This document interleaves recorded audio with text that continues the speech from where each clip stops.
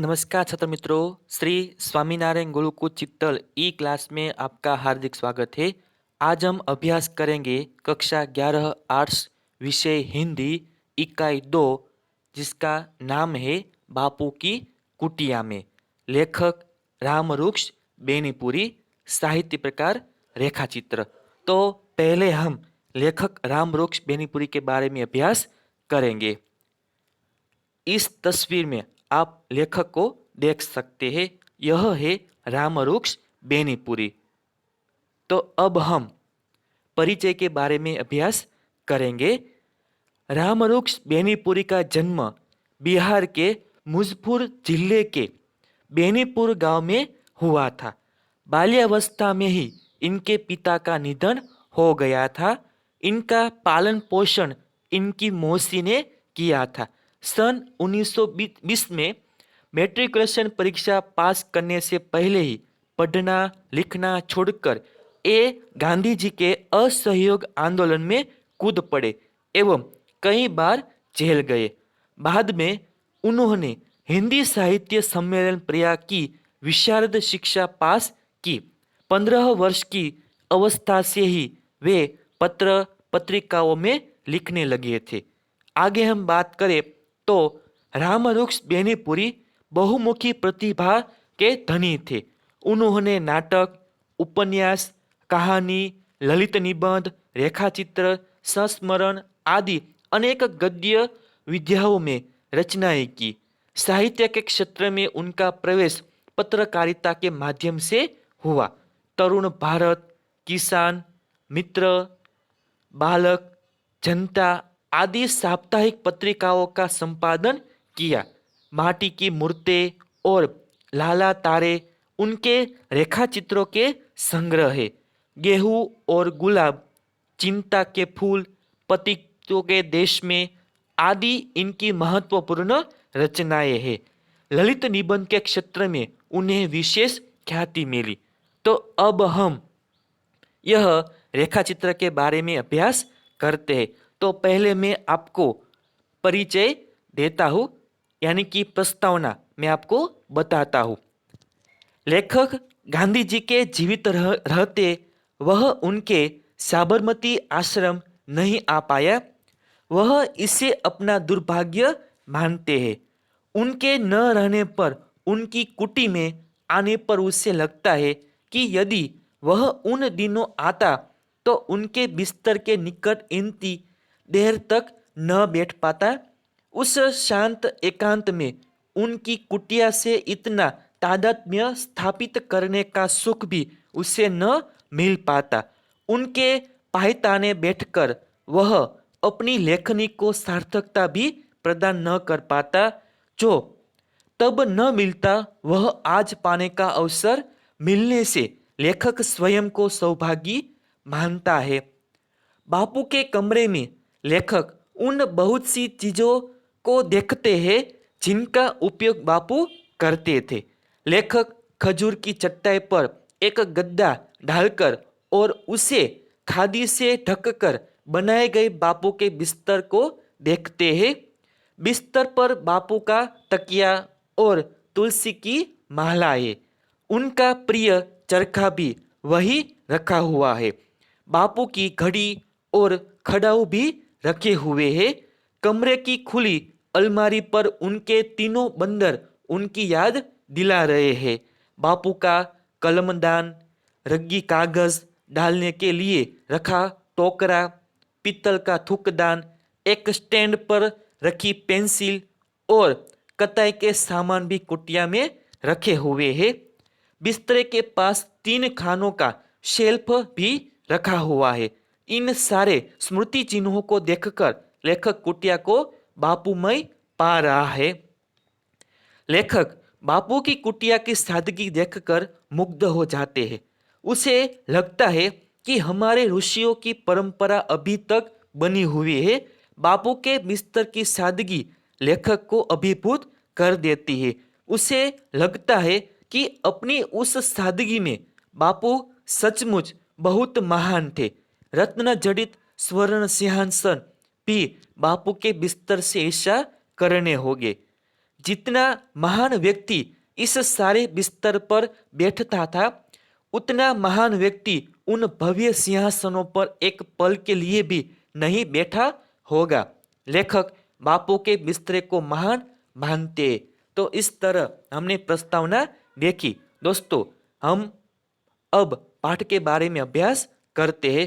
तो इस पाठ को मैं आपको गुजराती में भी बताऊंगा। तो चलिए दोस्तों, पाठ की शुरुआत करते हैं। बापू, यहाँ तुम्हारी इस कुटिया में तुम्हारे पायताने बैठकर एक कुछ पंक्तियां लिख रहा हूँ।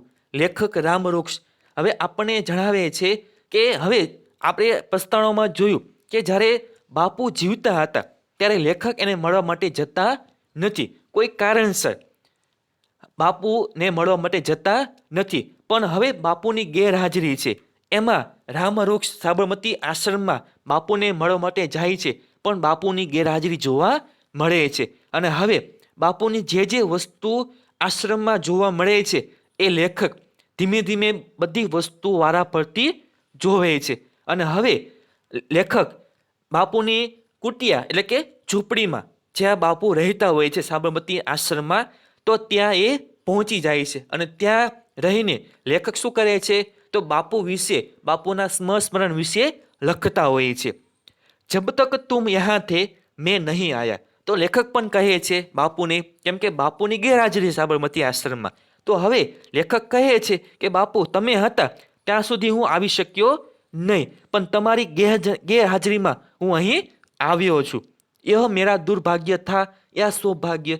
કેમ કે સ્વાભાવિક છે કે લેખકનું એ દુર્ભાગ્ય કહેવાય, કેમ કે બાપુની હાજરી હતી ત્યારે એ ત્યાં જઈ શક્યા નહીં। હવે બાપુ નથી ત્યારે એ પહોંચે છે તો એ કાંઈ કામનું નથી, તો એનું દુર્ભાગ્ય કહેવાય છે।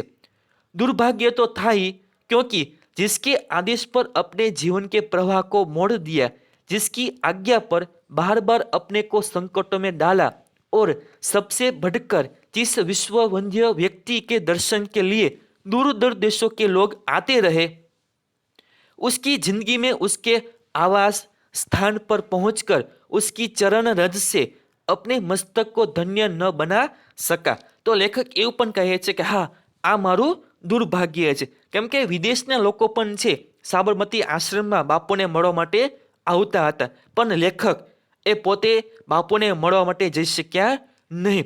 તો સ્વાભાવિક છે આ લેખકનું દુર્ભાગ્ય કહેવાય। હવે જ્યારે લેખક સાબરમતી આશ્રમમાં બાપુને મળવા માટે આવે છે ત્યારે હવે ફક્ત શું જોવે છે, તો કે બાપુની જે વસ્તુઓ સાબરમતી આશ્રમમાં છે એને હવે જોવે છે, અને હવે પોતે પોતાના જીવનને ધન્યતા અનુભવે છે। તો હવે લેખક વારે વારે એ પણ કહે છે કે यह दुर्भाग्य नहीं तो क्या है, તો આ મારું દુર્ભાગ્ય છે। फिर बापू तुमने तो अपनी चरण धूलि से मेरे छोटे से गांव को भी एक दिन पवित्र किया था। तो लेखक એ પણ વાત કરે છે કે બાપુ મારા ગામમાં પણ આવી ગયા છે અને મારા ગામની ધરતીને પવિત્ર કરી છે। अतः यह स्वभावत ही उचित था कि जब तुम यहाँ थे मैं आता और तुम्हारे दर्शनों से, तुम्हारे चरण स्पर्श से अपने जीवन को कृतकृत्य करता। तो लेखक એવું પણ કહે છે કે હા, તમે સાબરમતી આશ્રમમાં જ્યારે હતા, જો હું સાબરમતી આશ્રમમાં આવ્યો હોત તો મેં તમારા દર્શન કર્યા હોત અને મારું જીવન ધન્ય બની ગયું હોત। પણ આજે આપણે જોઈ શકીએ છીએ કે લેખક મળવા માટે જાય છે ત્યારે બાપુ ત્યાં હોતા નથી એમ। पर यह सब नहीं हो सका। પણ હવે અમુક કારણસર લેખક બાપુને મળી શક્યા નથી, તો આ લેખકનું દુર્ભાગ્ય છે। किंतु देखता हूँ और आज यह प्रत्यक्ष कर रहा हूँ आदमी का दुर्भाग्य। અને સ્વાભાવિક કે આજે લેખક સાબરમતી આશ્રમમાં બાપુને મળવા માટે જતા હોય છે પણ બાપુ ત્યાં નથી, તો સ્વાભાવિક લેખક પોતાને દુર્ભાગ્ય માને છે, પ્રત્યક્ષ અનુભવ કરે છે, કેમ કે બાપુ એ સમય આશ્રમમાં નથી એમ। कभी कभी सौभाग्य बन जाता है, लगता है देर आयद दुरस्त आयद की कहावत बहुत ही सच है। હવે આપણે આ કહેવત જે છે એ જાણીએ છીએ કે ભાઈ આપણે જોઈ શકીએ છીએ કે કોઈ પણ કામમાં મોડું થાય પણ એમાં આપણને સફળતા મળતી હોય છે। તો લેખક પણ કહે છે કે હા, કદાચ આ મારું સૌભાગ્ય પણ કહેવાય, કેમ કે હું મોડો પહોંચ્યો તો હવે મને કંઈક ફાયદો થશે। यदि मैं उन दिनों आता तो क्या मैं तुम्हारे बिस्तरे के इतना निकट इतनी देर के लिए स्थान पा सकता था? तो લેખક એવું પણ કહે છે કે જો હું તમને મળવા માટે આવ્યો હોત તો શું હું તમારી પથારી પાસે નજીક બેસી શક્યો હોત એમ? કે આ રીતે અહીં અત્યારે હું બેઠો છું, તમારી પથારી બાજુમાં બેઠો છું, તો એ સમયે હું ત્યાં બેસી શક્યો હો કેમ? उस शांत एकांत में अकेले अकेले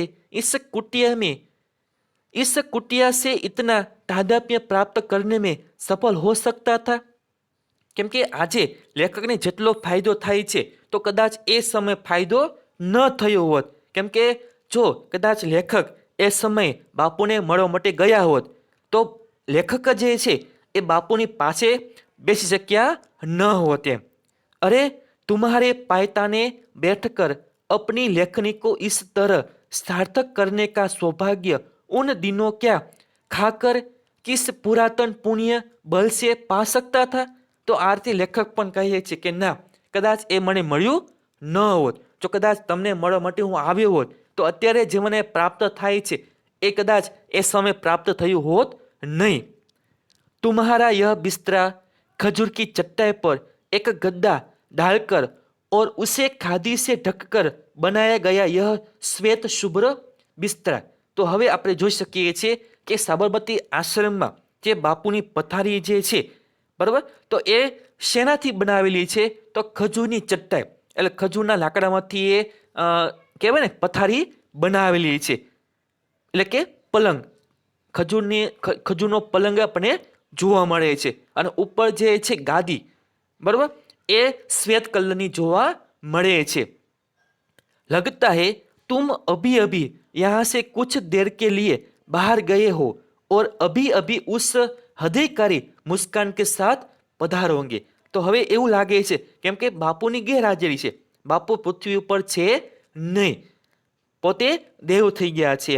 તો હવે લેખકને એવું લાગે છે કે ના, બાપુ કદાચ કંઈ કામ માટે બહાર ગયા હશે અને હમણાં પાછા એ આવશે, જાણે બાપુ આવતા હોય એવું લાગે છે। પણ આપણે જોઈ શકીએ છીએ કે બાપુ આ પૃથ્વી ઉપર નથી।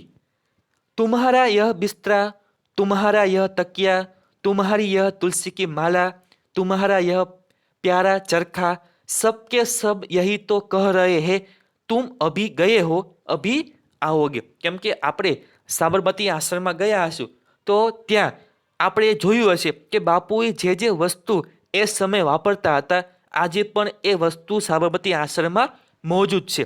એની પથારી છે, પછી તકિયો, તુલસીની માળા વાપરતા, ચરખો વાપરતા, તો આ બધી વસ્તુ છે એ જોવા મળે છે અને બાપુની આ બધી વસ્તુ એ યાદ અપાવે છે કે બાપુ અત્યારે જીવિત છે અને હમણાં એ પાછા આવશે। किंतु नहीं, इस कुटिया के दाहिने द्वार के निकट जो यह घड़ी और खड़ाओं की जोड़ी है यह कहती है अरे तुम किसी भ्रम में तो हो। હવે લેખક કેવું કહે છે કે ના, બાપુ બહાર ગયા છે, હમણાં એ પાછા આવશે, પણ હવે લેખક છે એ બાપુની ઘડી એટલે કે ઘડિયાળ અને ખડાઓને જોવે છે તો આ બંને વસ્તુ એવું કહે છે કે ના ના, તમે ભ્રમમાં છો।